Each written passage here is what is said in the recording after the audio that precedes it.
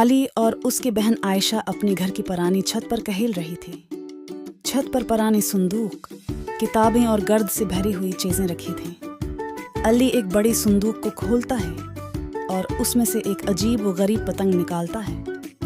یہ پتنگ بہت رنگین تھی اور اس پر سنہری نقش و نگار بنے ہوئے تھے۔ عائشہ نے حیرت سے کہا، علی، یہ کتنی خوبصورت پتنگ ہے، ہمیں اسے اڑانا چاہیے۔ علی نے مسکراتے ہوئے جواب دیا، چلو نیچے میدان میں چلتے ہیں۔ علی اور عائشہ پتنگ لے کر ایک کہلی میدان میں پہنچے۔ میدان سبز گھاس اور پیلے پھولوں سے بھرا ہوا تھا۔ علی نے پتنگ کو ہوا میں پھینکا، لیکن جیسے ہی پتنگ اڑی، وہ روشنی میں چمکنے لگی اور آسمان میں رنگین بہنور پیدا ہو گیا۔ اچانک پتنگ نے ان دونوں کو اپنے ساتھ آسمان میں کھینچ لیا۔ عائشہ نے گھبرا کر کہا، علی، یہ کیا ہو رہا ہے؟ علی نے ہنستے ہوئے کہا، میرا خیال ہے کہ ہم کسی جادوئی دنیا میں جا رہی ہیں۔ جب علی اور عائشہ نے اپنی آنکھیں کھولیں تو وہ ایک جادوئی دنیا میں تھی۔ آسمان رنگ برنگی پتنگوں سے بھرا ہوا تھا جو ہوا میں تیر رہی تھیں۔ زمین نرم بادلوں جیسی تھی اور ہوا میں پتنگوں کی شکل کے گھر تیر رہی تھی۔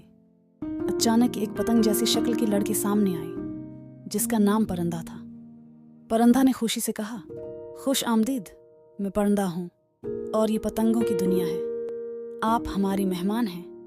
عائشہ نے حیرت سے کہا، یہ جگہ کتنی خوبصورت ہے۔ علی نے جواب دیا، ہاں، یہ تو خوابوں جیسی لگ رہی ہے۔ پرندہ علی اور عائشہ کو پتنگ بادشاہ سے ملوانے لے گئی۔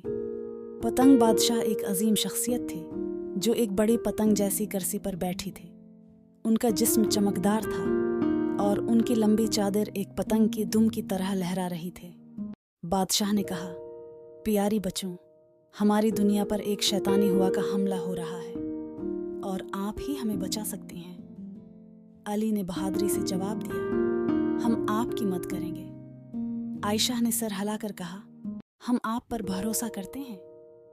بادشاہ نے علی اور عائشہ کو جادوئی ڈھالیں اور تلواریں دیں۔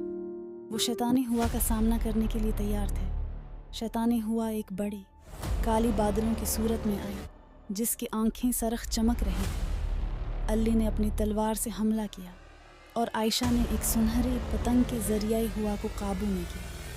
پرندہ بھی اپنی جادوئی طاقتوں سے ان کی مدد کر رہی تھی۔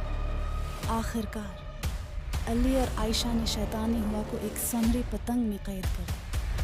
شیطانی ہوا کو شکست دینے کے بعد پتنگوں کی دنیا کے تمام باشندوں نے علی اور عائشہ کو ہیرو قرار دیا۔ بادشاہ نے انہیں ایک سنہری پتنگ تحفے میں دی جو انہیں گھر واپس لے گئی۔ جب علی اور عائشہ واپس اپنے میدان میں پہنچے تو آسمان میں رنگ برنگی پتنگیں اڑ رہی تھیں۔ دونوں نے آسمان کی طرف دیکھا اور مسکراتے ہوئے کہا، یہ واقعی ایک ناقابل فراموش موقع ہے۔